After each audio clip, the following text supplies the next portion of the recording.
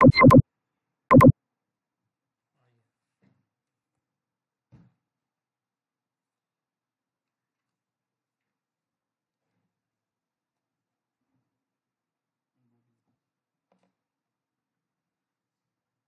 Afternoon students.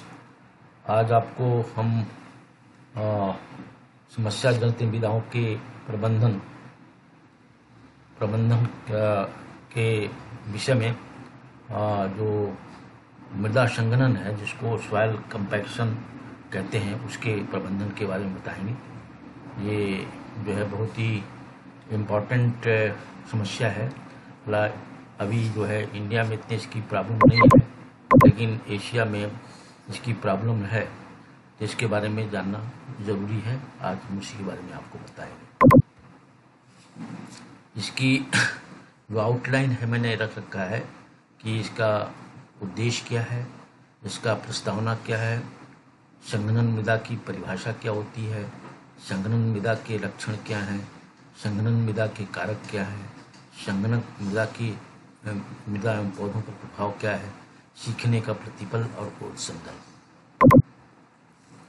आज के lecture का उद्देश्य यह है कि विद्यार्थियों को संघनन मृदा के प्रबंधन के बारे में विस्तृत जानकारी देना।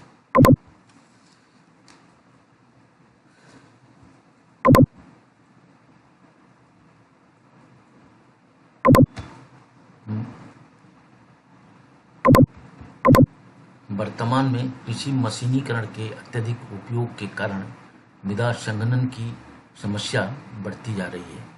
अतः हम कृषि के मशीनीकरण पर कम बल देना चाहिए हमको, ताकि मृदा संघनन की समस्या को दूर किया जा सके। सतही एवं अधोसतही मृदाओं का संघनन पशु एवं कृषि के मशीनीकरण के द्वारा निरंतर बढ़ती जा रही है। यह प्रक्रिया मृदा में लगातार नमी एवं सूखे की स्थिति में तथा प्राकृतिक कंडीशन में होती है। संघनन के कारण धीरे धीरे जो है ये इसकी मिट्टी की सघनता आ जाती है और उससे उर्वरता एवं उत्पादकता क्षमता में गिरावट आती है। मृदा संघनन का मृदा संरचना निम्नीकरण भी कहते हैं। संघनन में मृदा के स्थूल घनत्व और जो रंध्रा अवकाश होता है उसमें तेजी से वृद्धि होती है, जिससे कृषि मशीनीकरण का विशेष योगदान होता है। वैश्विक स्तर पर संघनित मृदा मात्र जो है 0.4% क्षेत्र है।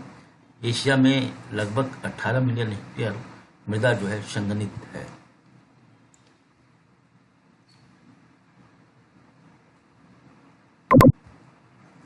मृदा संघनन की परिभाषा को आप इस तरह से कर सकते हैं कि मृदा संघनन वह प्रक्रिया है जिससे मृदा कणों पर दबाव पड़ने के कारण मृदा संघनन हो जाता है। इसमें मिट्टी के स्थूल घनत्व एवं रंध्रावकाश में वृद्धि हो जाती है। ऐसी मृदा में रंध्र बड़े हो जाते हैं, लेकिन रंध्रों की आयतन कम हो जाते हैं। इस मृदा में पानी का अंतः प्रवेश एवं जल निकास की समस्या आ जाती है। इस मृदा की संरचना निम्नीकरण भी कहते हैं। मृदा संघनन के लक्षण: मृदा धुंधली रंग की हो जाती है, सतह पर मिट्टी ढेलेदार हो जाती है, जो वर्षा के वेग या जुताई की वजह से टूट जाती है। खेत में मुख्य भाग एवं उसके आसपास रास्ते पर पानी जैसा जमा हो जाता है। जहाँ पर पानी जमा होता है उसका रंग मटमैला हो जाता है। बोई गई फसल कमज़ोर हो जाती है तथा फसल गिर जाती है और पौधों की वृद्धि रुक जाती है तथा फसल में बालियां पकने से एकरूपता नहीं होती है। मृदा के निचले क्षेत्र में जो लो लाइंग एरिया है उसमें कीचड़ हो जाता है, जिसको पडलिंग कहते हैं। ऊंची जमीन में पानी का बहाव दाहिने तरफ होता है। पौधे की वृद्धि रुक जाती है। खाली खेत में खरपतवार एवं घास भी नहीं उगते। ऐसी मृदा पर चलने पर कठोरता का एहसास होता है। मृदा सघनता का मृदा एवं पौधों पर क्या प्रभाव पड़ता है? पहला तो यह है कि फसलों की जड़ की वृद्धि कमजोर होती है। जिससे पौधों को पानी एवं पोषक तत्वों की आपूर्ति बहुत कम होती है, जिससे पौधों की वृद्धि रुक जाती है। मिट्टी की जुताई एवं सीड बेड बनाने में भी काफ़ी कठिनाई होती है। मृदा संरचना की गुणवत्ता में स्थिरता आ जाती है।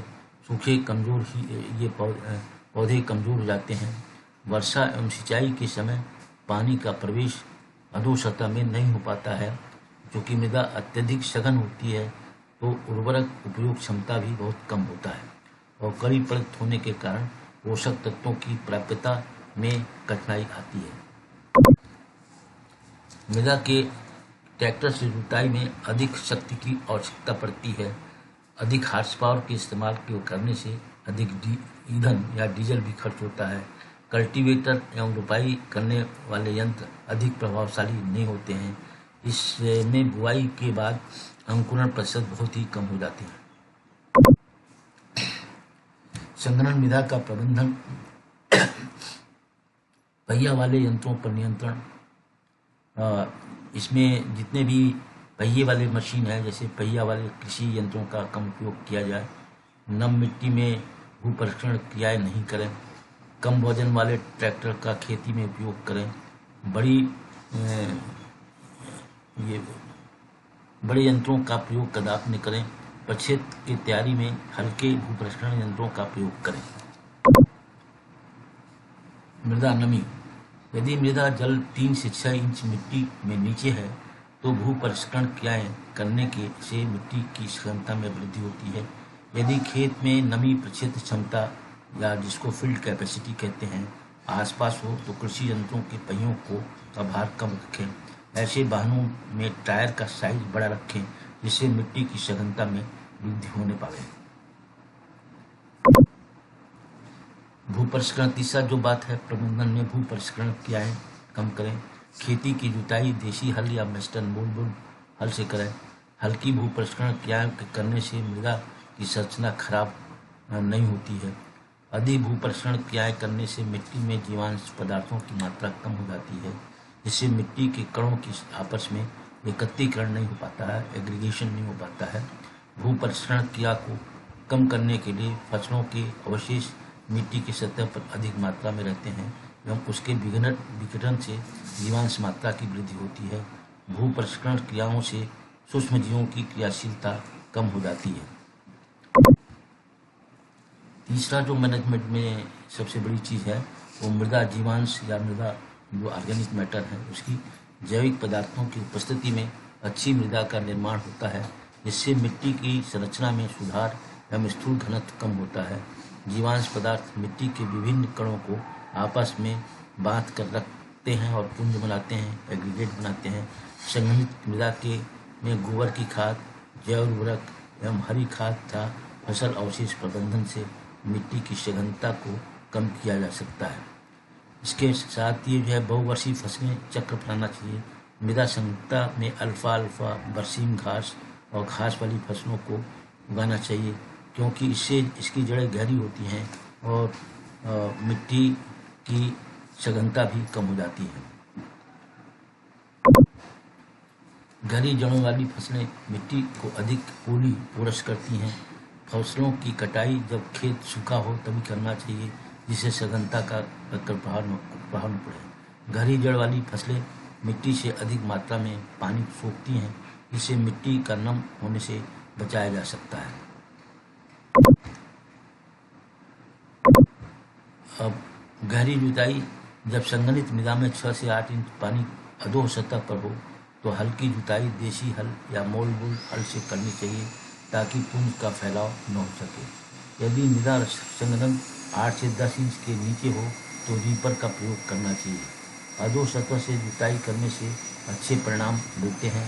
वसंत ऋतु में सेकेंडरी द्वितीयक भू परिष्करण यंत्रों का प्रयोग करना चाहिए, जिससे मृदा संघनन कम हो सके।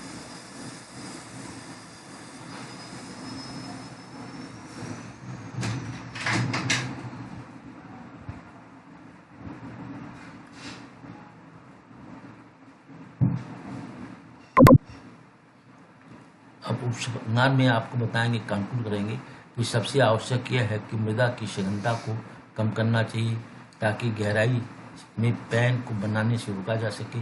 यह ऐसी मिट्टी में कई फसलों में गहरी जुताई की आवश्यकता पड़ती है ताकि पैन छिन्न भिन्न हो सकें।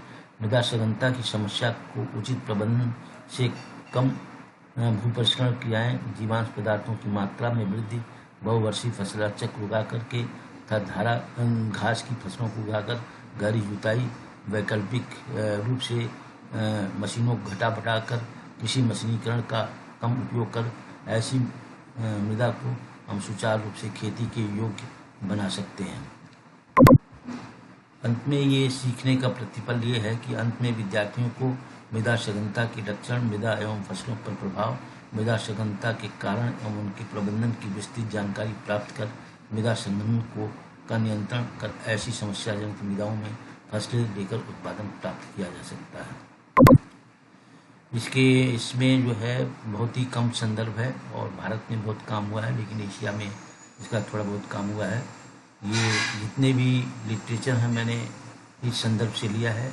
दास बजाज, यम 2002, principle of geotechnical engineering, Pacific ground, Delroy, ND and Bowden, JW 1986, effect of deep ripening, the principal crops and applied nitrogen on growth and yield of wheat, Australian journal of experimental application 26वें volume में है। Hewell and Sarogi 1995, biological effect of soil compaction, soil and village research 35 volume में 53 to 68। FAO 2003, soil compaction on farm of land degradation, Batey 2000, soil compaction and soil management, review of soil use and management 12 volume का 25वां भाग 335 से 345 page पर मिलेगा। धन्यवाद। अब ये कल इसका जो है हम वेबिनार देंगे हिंदी बैच वालों के लिए। आप ये PPT जो मैं दिया हूँ देख के आइए तथा वीडियो भी देख के आइएगा ताकि कोई समस्या हो तो आप हमसे पूछ सकें। धन्यवाद।